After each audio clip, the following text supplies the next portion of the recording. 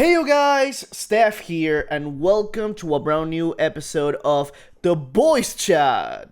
In this video, I'm being accompanied by my friends Andres Pereira, aka Vladimir, Alejandro, Gonzalo, Pedro, or any name that you can imagine, and my friend Daniel Magne, aka Magnetic. Today, we'll be taking a look at a variety of reports, rumors, and release dates that we just got this past week. So, strap yourselves in and let's get started. So, we're going to start with the one that there's a report that Valve is secretly building a Switch-esque portable gaming PC. This is not the first time that we've heard companies trying to create something that rivals Nintendo. We've heard it before by Alienware. We got it before from Huawei that compared their phones to the Switch. We had the flunked Kickstarter projects Max Z. We got the Asus ROG Phone 3 that also compared itself to a Nintendo Switch. And I think this is great. Okay, PC gaming is a really good experience. You have access to a bunch of stuff, and having it on portable might be really great. A really good alternative to a laptop, but Steam doesn't have a really good track record when it comes to their own hardware. Yeah. Let's revisit the I Steam can watch that. machines. Let's revisit the Steam controller. Let's revisit the Steam Link. All products that were essentially really good, but they didn't live up to they didn't live to the demand or stuff that they have. Remember that on Steam, there's a function called Steam Big Picture, and it's awful. So here to kind of be the devil's advocate, I think it's interesting that Valve wants to kind of like evolve on what they are because they already did it before. They began being a video game publisher. Then they turned themselves into video game publisher slash online store for the video games. Now they want to like go on like this journey to get in also into hardware, which I I understand their first tries were not successful, but like let's face it, a lot of experiments are not successful unless you are solely dedicated to do that. And they are not. I mean, they have a lot of stuff on their hands as of now because it's not only like the store. You have the featured titles that might get out. They have their esports scenery, which is freaking huge, and it's also a huge enterprise and a huge amount of money. And now they want to also go into like console building. I think it's interesting. I think they can learn a lot for all their past experiences, and I think you can do a lot of cool things because, for example, if you do a Steam console, then it will be directly linked to a Steam account, so they already have that ready. Like, okay, we already have a store with infinite games that we can put in our console. That's good. I mean that's really good because I remember whenever PS3 came out, one of their biggest struggles was the PS Store, and it took some time to perfect. But Steam is gonna be like, we already got it. Like, we don't need to work on that too much. But at the same time, you gotta remember your history, and I don't know. I'm also a little bit afraid that we're going to like I hope they don't overhype us. That's the only thing I want. I don't want them to overhype us. I want them to be like, "Hey, we have this. We hope it works. We hope it's cool." I don't want it to have like the Stadia where they were like, "Oh my god, you can stream whatever you want. Are you in like Mexico? You can stream your games over there." And there's not even a search bar in a Google made How do you service. okay, how don't you make a freaking search bar? You invented the search bar and you're like, "What? You gotta look through it, boy. I don't know what to do." Um, Something that the article says that the original Steam machines failed for a variety of reasons, including lack of exclusive titles and a lack of control over partners that were allowed to build boxes. And that didn't make sense. Uh, Valve's own hardware was pretty strong, pretty strong. talking specifically about the Steam controller and Steam Link, but they didn't sell well. Like I remember the Steam controller was like $50 or something. Right. And being perfectly, tell me, be perfectly honest, both of you, would you buy it? No. I would. I have my PC. I mean, what am I? What else am I gonna do? Yeah, your compromise. The thing about PC is that I think PC gaming is for excessive. Let me explain that thought. You want to experience your game in the best definition. You want to play with the best audio. You want to play with the best frame rate, with the best performance, with the best equipment. And I think a portable PC experience might be like for a niche market of people. That's what I think, because there are games that might run on portable perfectly. Imagine something like Hades. Imagine something like uh, Shovel Knight. Momodora, Hollow Knight, Shovel Knight. All those games might run perfectly on portable, but they are on other consoles. They are on the Switch, that is already a pretty competent uh, system. And I think PC gaming goes for another road. It goes for sitting on your computer and playing that. And I don't think portability might go the full way. I mean, And it goes. yeah. It's just the funny thing whenever you say a portable PC experience, I'm on the other side like, oh, so a laptop. That's what you're telling me. Right. Yeah, that's what I think so too. Like, would you spend $900? Because let's face it, that's almost what is going to cost a really good portable PC on your hands, like what Steam is trying to do. And a laptop of the same caliber would allow you to experience a bunch of other stuff outside of just gaming. I'll get myself a laptop. That's what I believe in. And on a laptop, you can also use a controller the same way that you can use it on PC. Like it's not. I don't think they're inventing the warm water. Yeah. Right. Like I think it's original. It's actually really good to have competition between company giants, but I don't think it's going to sell well if they do it. I mean, it depends. I mean, if they do like a feature, like some, they have to make a feature that really differentiates this from a laptop. Like that's, I think that has to be the selling point. Like they should say Yeah, like, oh, you know what? This console actually, I don't know, you can optimize it. So like a computer, so you can actually put in different graphics cards on it. You can put your computer's graphics card on this console, and you're like, oh, dope. So it would literally be like having my own build computer on the go. That would be interesting. I mean, that would be really cool because like when you go with a laptop, it's like, oh, it only has this. You can try, but like if they say something like that, I mean, like, cool. I mean, I want to see if they only come up with a console that does one thing, kind of like a PlayStation. I don't see the point, really. I mean, I could just grab a laptop and play on the go. But if they yeah, do a pretty cool feature, I wouldn't buy it still. But I would say, okay, it makes more sense.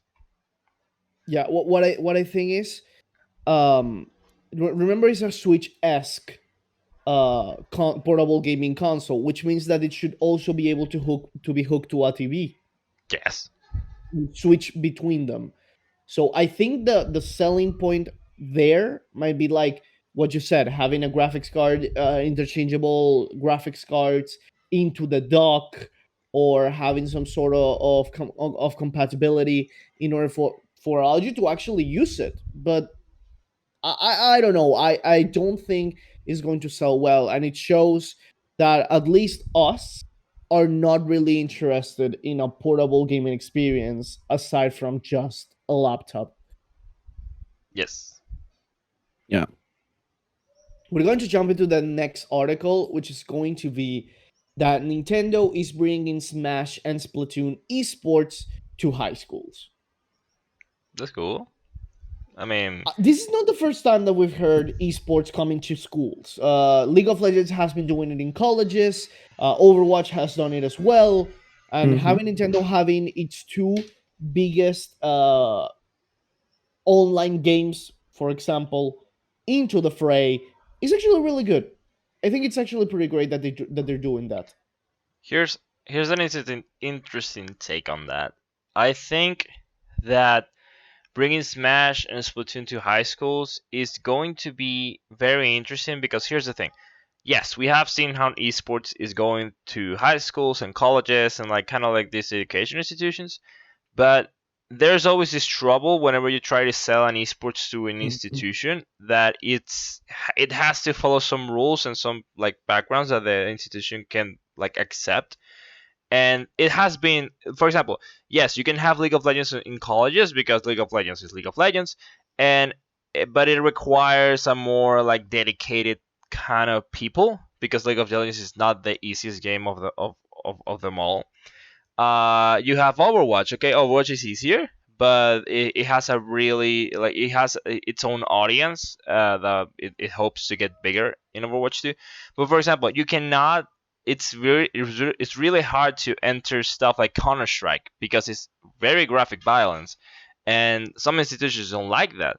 But when you put Yeah. Super Smash Bros, even though the Super Smash it incites me to kick an electric rat on the face, it's still like but it's kid friendly, and Splatoon is basically paint. So I think you have Yes. an opening. I think you have a really easy opening to get esports into younger minds when you do it with these kind of games, because like it's people just shooting with paint. It's very like it's okay. I mean, don't mind the fact that Mario punched his wife, but I mean, it's kid friendly. She dropped peaches, and like, uh, it would be really interesting because I advocate. I really like the fact that we can teach, and we can bring that kind of like dream of esports to younger minds, especially in high schools, Yes. because I assure you, there should be a huge kind of audience and a huge amount of kids that want to get in that, and it would be a really cool project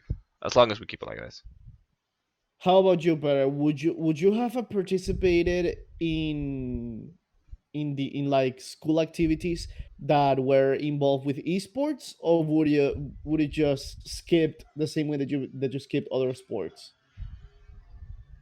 Well, I think I would be more likely to be involved in esports. I think it's really interesting that Nintendo is expanding their efforts, considering how it went with Melee.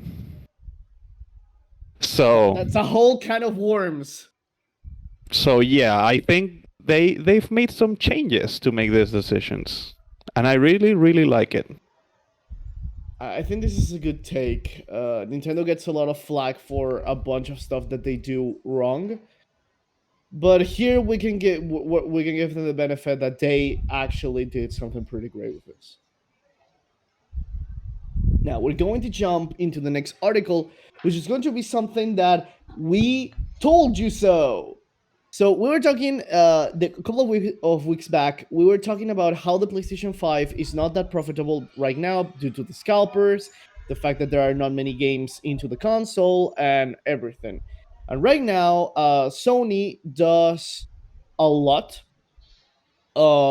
They did like an investors uh gathering a couple of days ago, and they said that the PlayStation 5 will be profitable next month, aka June, and that Uncharted 4 is coming to PC, making this the third Sony exclusive game to be ported into PC. Uh, okay. And they're saying that so in February, Sony revealed that it's selling the PlayStation 5 at a loss. That they're looking for a way to get like the balance up again, by sales, by video games, game releases, and everything. But this is something that we said before. It feels like the PlayStation 5 doesn't have games. Yes. It's certainly lacking. For a console that was released on November of last year, to be in May and not have any games, like many meaningful games. Because if you have a working PlayStation 4, you can buy Spider Man Miles Morales and be off with it. Yeah. Yeah. Like, I think that that's a huge problem. And it's not like it was with the Wii U and the Switch that they had many games that they shared. No, the Switch was essentially way better. Like you had the Nintendo Fisher Prize standing there being useless, and then you had the Switch that would allow you a bunch of different features that you couldn't access with that console. Like there it made sense, and there was a promise of a variety of games that were coming later: Mario Odyssey, Mario Kart 8 Deluxe, Smash, Splatoon 2. Like there were a bunch of games that were coming out in the upcoming months, but the PlayStation 5 doesn't have any. I mean, it And is the games that concerning. they have, they are on other systems at the same time. Mainly the PlayStation 4 that a lot of people already have it. They're coming on the Xbox, they're coming on PC, and even some are coming on the Switch too. I mean, yes, it worries a lot because I remember whenever the PS4 came out, it I mean, it didn't have a lot of exclusives, but it came out with a lot of promise on gaming, and it did because I remember whenever the PS4 came out, we just got like, for example, Battlefield 4, which in case is not an exclusive, but it was like this is a pretty dope game to play in the PlayStation, and then you got a bunch of other games on it. I You think could pay you could pay 10 bucks to migrate with a code to change your PlayStation 3 physical copy into a PlayStation 4 digital copy of that game. It happened with Assassin's Creed 4, it happened with Call of Duty Ghosts, it happened with Battlefield 4, as you said before. Like there was an incentive to go into the PlayStation 4. Now, the PlayStation 5 is backwards compatible with the PS4, but like I want to play, imagine I want to play Persona 5 Strikers. okay. Okay? Imagine that I want to play that game. I need to buy the physical copy and a $500 console in order to play it on the PlayStation 5. Or I can play on my old PlayStation 4 the same game, and I would have essentially the same experience. You feel me? Like I don't think the PlayStation 5 is in a really good position right now because the PlayStation 4 was so good and it's still getting games to this day that it doesn't justify the paying the money for a PlayStation 5. I think that maybe we're gonna see. Okay, so here's my prediction. I think that very soon PlayStation is going to be like, okay, so here's the thing. We're gonna basically do a complete haul off of PlayStation 4. We're gonna announce like the last games that are coming on the PlayStation 4 because we're going to optimize PS5. We're gonna bring a lot of games to PS5, but we gotta stop the distribution on PS4 because of course it's going to kill the new product. They've done it before. They did it with, like, for example, with the PSP. Whenever they wanted to launch the PS Vita, which, well, what a mistake. And then they also did it with the PS3 when you go to the PS4. I think they took a lot of time to do this, but I mean, at the same time, also trying to be a devil's advocate, they got hit with coronavirus on the middle of a launch. They also had a huge amount of people buying the PS5, which came with a shortage, and they have to take a lot of resources to make more PS5, which I understand that's a difficult task. And this year, it's looking very promising on new games because there has been a lot of really interesting announcements in gaming. And I think it's gonna help revitalize PS5. The only thing I don't want, because I really don't want, I think this is like a cheap shot. I don't want them to say, "Oh, don't worry, our exclusives are gonna be like old exclusives, but they're going to be remade." So it's cool if you want to bring Uncharted 4 to PC. That's cool, and it's cool if you want to make another Drake collection with all of Uncharted. That's cool. That's always cool to have. What I hope is that they don't go like, oh, you remember all PS4? We're bringing it to PS5, same price, but they just look prettier. There are exclusives. Like, no, that is not an exclusive. I mean, it's your exclusive, but we need new stuff. I want new It's a stuff. PlayStation exclusive, but it's not a console exclusive. Exactly. Like, it makes no sense. Like, Yeah. for example, when we talked a couple of years ago, I don't know if you remember this, Dan, when we talked about The Last of Us, how it got a remaster from the PlayStation 3 to the PlayStation 4. To us, it made sense. Okay, the PlayStation 4 was way powerful than the PlayStation 3, and it was such a good experience that it made perfect sense to release it. But to release the same game 3 generations in a row, it's stupid.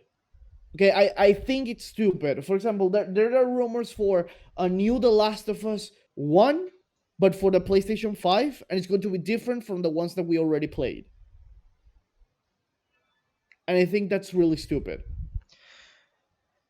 Yeah, I really didn't plan this well. I mean, like I said, I'm just guessing they're like trying to resolve a lot of stuff at the same time. Although, given it was just like they put themselves in that situation, but I understand it's a Yes. hard time. I want to understand it's a hard time, and I want to really believe that they are going to be like, okay, so we got new stuff. Like one of my biggest dreams is that one day I'm gonna wake up and I'm gonna see on YouTube that they're gonna launch a new Infamous, but like the new Infamous on PS5, and I go like, oh yeah, there we go, we're good, we're That's good. what I want. You I got me really there. want that. You got me there. We're But good. I'm going to tell you one thing, and we're going to end the article with that. If Sony's having such a bad time, and this is because of the times, coronavirus, and everything, why isn't Xbox bitching every single day like Sony is? Because that's the thing. I think they didn't plan it out that well. Because sure, the coronavirus could be an issue in terms of productivity, etc. But you have to go in with a plan. I mean, even if it's just one game, you have to launch a console with an exclusive game for that same console. You can just go at like, oh yeah, here's a console. Just play this PS4 games prettier or whatever. It's like, let me give you an example. It's like, hey, you have this console that is fantastic. It has a door inside of it. And what games can I play in it? It's super powerful. Yeah, and you gotta remember something else. Even though the Xbox also released a new console, at least they are giving some like expectation to the fans, because I mean, when you say Xbox, what is the biggest exclusive they have? Halo. And what did they say? Oh, we're doing Halo Infinite. I mean, we're doing it. It's going a little bit slowly, but we're doing it. And that's why people are not like getting upset, because they're like, oh, well, Halo Infinite is gonna come. I'm going to be perfectly honest. I wanted to play a PlayStation 5 solely for Spider-Man Miles Morales. Like, this is legit. I was looking into buying one just to play that game. And when I learned it came for the PlayStation 4, that desire for the PlayStation 5 flat out disappeared. I understand that. I can vouch that. I didn't feel like that, but I can vouch that. I wanted a Switch on launch. I really wanted, because I wanted to play Breath of the Wild. It came out on the Wii, on the Wii U. I bought on the Wii U and waited a year until getting a Switch. My reward for that was getting a bunch of games right when I got it. Exactly. So that's the thing. Like, it's what Paris say. They came here without a plan. They just thought they would do a really powerful console that would look beautiful as hell, and they didn't thought about exclusive games the same way that they did for the PlayStation 3 and the PlayStation 4. Jumping into the next article, we're going to start talking about release dates, things that were finally that finally got a release date. And we're going to start, and this is for Para and I. Pokemon Legends Arceus and Diamond and Pearl remakes get release dates. Brilliant Diamond and Shining Pearl are coming later this year on November, while Legends Arceus are finally coming on January 22 of 2022. This is huge. January 28, 2022. And this is actually really, really great because finally getting release dates of highly expected games is fantastic, which goes more to show than what we got from Bayonetta 3, Hollow Knight Silk Song, a bunch of games that we're looking forward to that haven't gotten even a release date at this point. And these games look good on one side and bad on the other. So I want to see where we go from them. But Legends Arceus is what Pokemon fans wanted. That is the breath of the wild of Pokemon. What do you think, Brett? Are you excited for these games, or are you going to pass on some of them? I think I'll go for the Legends of Arceus because it's a fresh coat of paint on what Pokemon really is. I mean, in the trailer you see the Pokemon trainer sneaking in, and it's all themed like Japanese ninja style with the villages and all. Totally. And about Pokemon Brilliant Diamond and Shining Pearl, I've seen a lot of people. Well, I think I'm not included in it that really don't like the sprites, and that's a really big issue for them. So much so that they won't buy it. So, what do you think about it? I don't find particular offense over the sprite work. I want to see what they bring from other games. Because if we remember what Omega Ruby and Alpha Sapphire did, is that they brought more Mega Evolutions, like better gameplay and a bunch of stuff. So I want to see that. I want to see the return of the Megas, maybe the return of the Z moves. Like and we have a pretty good idea that they might come back because during a couple of days ago, during the promotional material of Brilliant Diamond and Shining Pearl, they also were releasing figurines for Mega Lucario and Mega Charizard X. So it's like a no brainer. If you are giving us figurines of Mega Evolutions, it's like there should be those Mega Evolutions in the game. It just makes sense. Jumping into the next one, and this is for Dan and Pere, we finally had the Far Cry 6 is going to be out by October 7. And let me tell you, the gameplay trailer looks beautiful. It's crazy as fuck, and I freaking love it. Okay, so just give a little run now. As we know, Far Cry always takes this kind of like warfare thematics into it. So, for example, we got Far Cry 3. You were a guy that was lost on an island, and you were it's funny in Far Cry 3. It's like, oh, I went on a vacation and ended up being a mercenary against a cult of crazy people, and you're like, okay, that makes sense. Then you had Far Cry 4, which was the same thing but in the Himalayas, and not a vacation, but you were like in a rebellion. Then you have Far Cry 5, which was pretty crazy, and I think it was one of the games with the best music, where you were an FBI agent. I think it was FBI agent. You were an agent, I think a marshal, and then you had to take down a cult that took like a whole. It wasn't a state, but it was a whole county, and oh yeah, that makes sense. And then you have Far Cry 6, which is going to be set on an imaginary Latin American country with Giancarlo Esposito as the president, and you are a rebel fighter for like a revolution fighter against his dictator. What's the name of this fictional place that doesn't exist at all? I think it was Vara. I know it's based in Cuba. Let me just I'll do a quick check. But I know it's heavily based in Cuba, a little like between Cuba and Puerto Rico, but mostly in Cuba. Yara is Yara, the country. Okay. And you're going to be this rebel fighter. They're gonna do the same thing they did in Far Cry 5, but you could be either a man or a woman. But like the name is Danny. That's your name, which I love it because it's my name. And here's the thing. In Far Cry, I think the developers listened to a lot of like the things that people were saying, like especially the community, because Far Cry 5 and like the kind of like the spin-off of 5 didn't quite hit well with audiences. Like people liked it, but it wasn't kind of like Far Cry 3 when everybody loved the title. And they said like, okay, we're gonna do things so freaking crazier right now. So for example, in Far Cry 5 you have this buddy, like the buddy system where you can get like a companion. In this one of your companions is a little like crocodile, which his name is Guapo, and it's a crocodile with a jacket, and you can tell him what to do.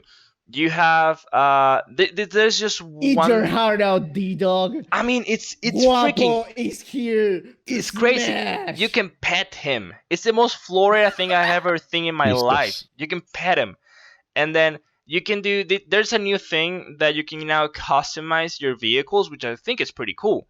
And you always have Okay. like you will have like a black markets system where you can buy all your weapons and stuff. But now they introduced something that it didn't settle with me very well, but I think it has it's gonna have a good point on the future, because you have this backpack system. So apparently there's gonna be this guy and he's gonna sell different kinds of backpacks. So for example, you're gonna have a backpack to have a flamethrower. So it's basically just like your basic flamethrower backpack. You're gonna have a backpack that is gonna launch 5 missiles at a set location. You're gonna have a backpack that actually launches you in the air a little bit, but just to create a huge wall of fire under you. And I was Okay. like, holy crap, these revolutionists they're metal as fuck. I mean, they're really on it. There's this okay, so there's this weapon that I already love, because the cool thing they give is that they want to really do a lot of like Latin American culture stuff. So they do the whole like, we call that resolver, and we're like, okay, we understand that, and they play domino. But they are going to do something that is gonna, Human domino. yeah. They are going to do something that I think they took it from Dead Rising, which is basically making combinations of weapons. That's what I understood. Either that, or they're just crazy weapons that you get. So for example, you're gonna get a weapon that it's going to launch cans. It's like a can launcher, but it's like a high super speed can launcher, and you're gonna have a CD gun. Now let me tell you what the CD gun does. You like the munition are CDs, music CDs. It's gonna play the music on the CD while you're not firing it, and when you fire it, it just like kind of like drops like a DJ. And they did it with Macarena, and so freaking cool. Just to say that, it's just so freaking cool. And now we have the best feature in the game. The thing that just made me say, give me the ultimate version of this. I'm gonna pre-order it just like 5 times. Is that you're gonna have a new companion, and I love that the game is calling it your new best friend. His name is Libertad Chorizo, and it's a small wiener dog that is missing. I think it's missing, or like he's disabled on his back legs. So he has this little card. You're gonna have like a dog this size with a little card on his back, and it says you're gonna love him, but like keep an eye on him. Whenever you say that, he growls at you, and what I understand is that he's going to give you supplies. So he's got like a little card when you can grab like stuff to heal you or munition. He has a first and last name. He has a first and both of them. His name is he Libertad works Chorizo. perfectly. How could you Chorizo? How could you call that Libertad? I want Libertad Chorizo. Like the game could be about anything. You can tell me in the game, I don't know, the final boss is gonna be a polar bear that is gonna shoot you with an AK, and I was like, that's fine. I'll have Libertad Chorizo with me. I'm gonna be okay. That's not gonna be a problem. I really do think that the community took really well. The gameplay looks good. Far Cry has always been a really pretty game. Look at him, he's beautiful. He's so freaking beautiful. He's perfect. I mean, he's the perfect companion ever. And I really like to see this fresh coat of paint into Far Cry, because at first, whenever they show that it's gonna be a Latin American revolution against a dictator, they need to be funny, right? Exactly. Like the thing, and they need to be insane. They have to create like these scenarios that are not replicable in any other game. Exactly. It has to be crazy, but at the same time, it has to be enjoyable. The fact that you can Like customize, it yeah, has to be better than Grand Theft Auto, but cannot be something as insane as Saints Row. no, it's. I think it's a good combination of Grand Theft Auto with Just Cause. I mean, that's what it is. Okay, It's a good okay. combination. The fact that you cannot customize your vehicles. The fact that you actually have to. What I understood. I hope they do this to the letter. Is that you have to implement guerrilla tactics. So kind of like it's not gonna be like, oh, you go guns blazing. It's like sometimes you gotta bribe somebody, or sometimes you gotta hide, or sometimes you gotta do some things, because if not, the game is gonna be impossible to you. I hope they do this, because I remember the last game that I was really hype about being kind of like a revolution or like a rebel system. It was Homefront. The first one, I remember Homefront. The first one, it had a pretty interesting story. Korea invaded the U.S., whatever. Then the Uh, second game happened. and then the second game happened. And in the second game, they were like, "Oh, you're gonna have like headquarters, and you're gonna have to stash your weapons." And you were like, "Oh my god, this is so freaking cool!" And then the game came out. You had those features, but it was so boring. It was not like the demo Yes. showed it. And I really, really hope that Far Cry. I don't care if they delay this game to make it a little bit better. I really don't. As long as they make it better, as long as they make it what they show it, and as long as I can have a miniature statue of Libertad Chorizo on my house, because I want it and I need it. How about you, Pere? What do you think about Far Cry 6 overall? Well, it's been explained really well already, but the system of the backpack is what really stands out with it, because it seems like a special ability that you press, like, I don't know, the ultimate ability, and you just make use of the backpack. That's I really think cool. it's really well done. And Libertad I Chorizo. really Now, hope to play this game. yeah, I'm looking forward to it. It might be really good. I want to see a little bit of more of gameplay. Remember that BoisChat will forever not condone the act of pre-ordering unless you already saw the gameplay and if you're really convinced that you're gonna like it. Or you see Libertad Chorizo. Okay, so this week I think it was on Wednesday. Um, Sega did a Sonic Central video, a broadcast, uh, celebrating the 30 something anniversary of Sonic, and we got a bunch of stuff from it. So we're going to rush through this one. Number one, Sonic is getting a new game in 2022, which essentially retains the boost formula that was present in Sonic Unleashed, Colors, and Forces. Uh, Sega just released a retro collection of Sonic classic titles that includes Sonic 1, Sonic 2, CD, and for the first time, the full version of Sonic 3 and Knuckles. This is important because Sonic 3 and Knuckles of had a bunch of songs that were made by Michael Jackson, and he like left halfway through the development of the music for that game, so they never gave him the the credit, but the songs were his. It was like a huge problem, and that meant that we never got the full version for a long time. Even on the Sega Genesis Mini, we only got Sonic 3. And the interesting thing is that Sonic 3 was its own cartridge, and Sonic and Knuckles was another cartridge that had like a port on top of it. So you would link the two games together to get the full game experience.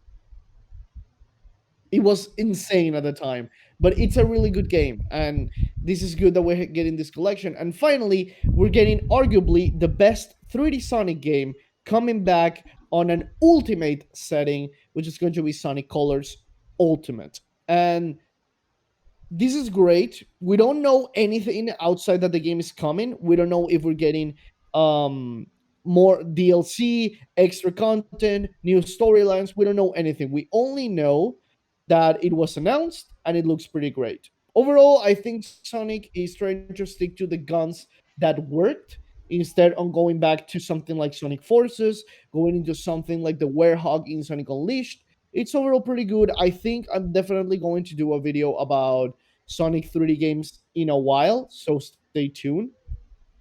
But now we're going to close the give one more article about an announcement, and this is going to be something specifically for Pere. But then we're going to talk about uh, stuff about esports and trying to make the gaming space a better place. So, number one, we have that Square finally announced Dragon Quest 12. Pere is a great advocate of Dragon Quest 11, Tales of an Elusive Land, and boy, I'm pretty excited. Okay, like I'm pretty sure it's going to be good as hell. What was your favorite part about Dragon Quest 12? Was it the gameplay, the story? The 11. Was it the gameplay? Was it the story? What was what you liked the most? It would be definitely the story because gameplay wise, it's never changed so much that it's that you say, well, this is not Dragon Quest per se, right? So the gameplay formula, it's still the same, but oh boy, the story and the music, they are awesome. They made in the definitive edition and well, the more modern ones. Silbando de Hosbando. They made this orchestrated music that plays whenever you go into a battle. That's just beautiful. And they made the 2D game mode gameplay that literally it's all made with pixel sprites. It's really awesome. They made an awesome job. They really love making these games. You can see the passion they have for these games. And now look forward into the 12th game. So I'm not really sure what to expect. I do expect it to have the same combat formula because, let's face it, Dragon Quest is an RPG.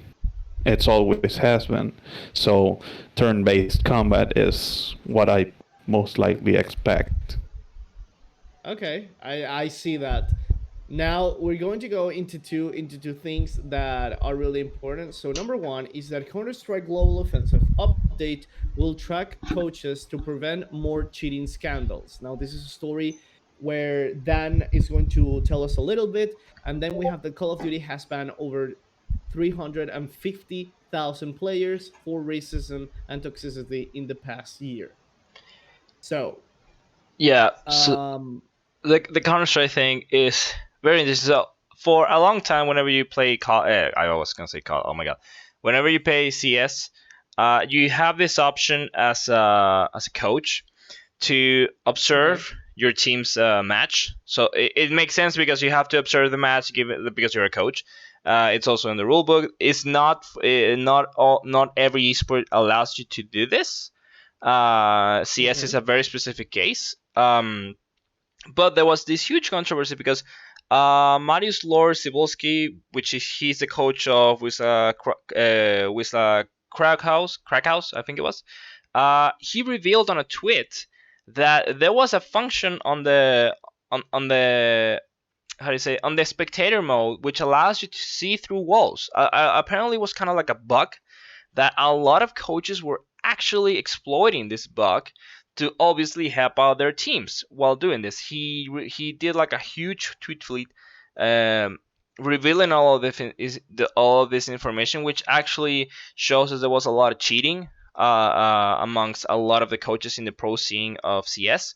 And immediately, it was on the same day that the tweet came out that Valve decided to do a new patch and a new update to just allow the spectator mode of the coach to just be on a very back end. You can just have limited vision of what you see, but this is going to really change a lot of things on the CS pro scene. I really hope it helps, because if what he says is true, because he publicly said it, and at the same time I think he just wants to show up this side, and maybe a lot of coaches just did this and didn't want to say anything.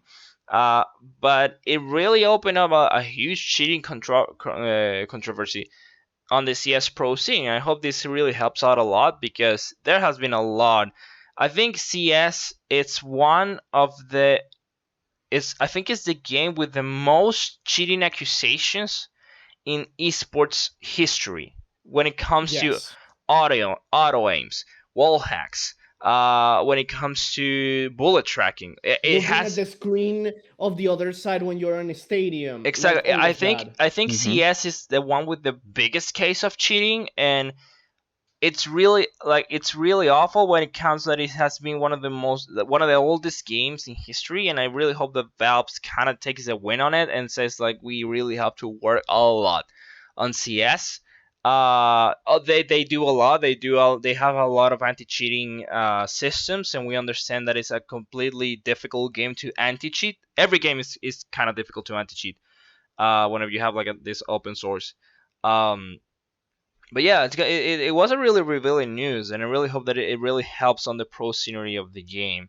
And then following up a Yes, little bit on the story about how Call of Duty, how many did you say they banned? 350,000. That's wild. Just this year, and not only because of cheating, because we know that they also ban a lot of cheaters on Yes. Warzone. But just being banned through toxicity and racism is something more than can be said of other online games. And I'm talking about you, League of Legends, a game that we've played for an obscenely amount of time. And we're still getting problems with lobby, how was it? Lobby kidnapping, like hostaging, like super toxic behavior that doesn't get punished, people feeding their asses off in lane. Like, we've seen it, and we've never gotten anything done for them. So maybe they could get a small page of Call of Duty. Peter, you have played Warzone for a while. Can you tell me about this? Like, have you seen it in action that happening, or is it something more that you've only heard of on the side? Well, Call of Duty has always been this franchise that people, say nice things about your mom in a lobby. So this is nothing new. To be, to be fair, it's nothing new. I mean, everyone who has been playing Modern Warfare and so on, Okay. they most likely agree. Personally, I have not dealt with toxicity on Warzone. What you'd most likely see is someone or teabagging your body, or if you have a toxic teammate, they probably said you suck. But Okay. that's about it, to be honest. They're the lucky Okay, one. but imagine an algorithm that is able to detect toxicity and instant ban them. Like, that's absolutely great. I really like it. I, I think that's insane. One thing that I loved about Warzone is that they have something they call the last. I think it's a dead mic or last minute mic. So whenever you kill somebody in Warzone, you have an access to their mic feed if they have a microphone, and you can hear the last 3 seconds. So whenever you kill them, you can kill somebody and they hear "fuck you," and then you're like, "Whoa, what the?" And then they did that because apparently it's kind of like a way of like it was a way of having fun with your opponent because they cannot hear you, but you Okay. can hear them, and it's kind of like a fun way to have it with your opponent. A lot of Twitch streamers took a lot of content out of this, which was pretty cool. But Call of Duty, I think it was the crib of toxicity, the birthplace In of huge gaming. toxicity in game, and I love the fact that they have this kind of like system whenever they auto ban you for being extremely toxic, because one of the things that people don't understand with toxicity is that sometimes you can just ignore. Of course, you can ignore it whenever you play League of Legends with, for example, Steph gave the definition of toxicity. There's two levels. There's the first level when it cannot bother you because you can just mute the other person and you just play around. It's okay. And the other that he essentially griefs Exactly. your He lane, or kidnaps you. the one that hampers directly Mhm. your gameplay experience. They Like, you're kidnap you. his hostage for 45 minutes. And we have seen a lot of people that we just said we're going to report your ass because you're so freaking annoying, and they say like, I don't care. Yeah, Riot is nothing's not going going to to do happen to anything. me.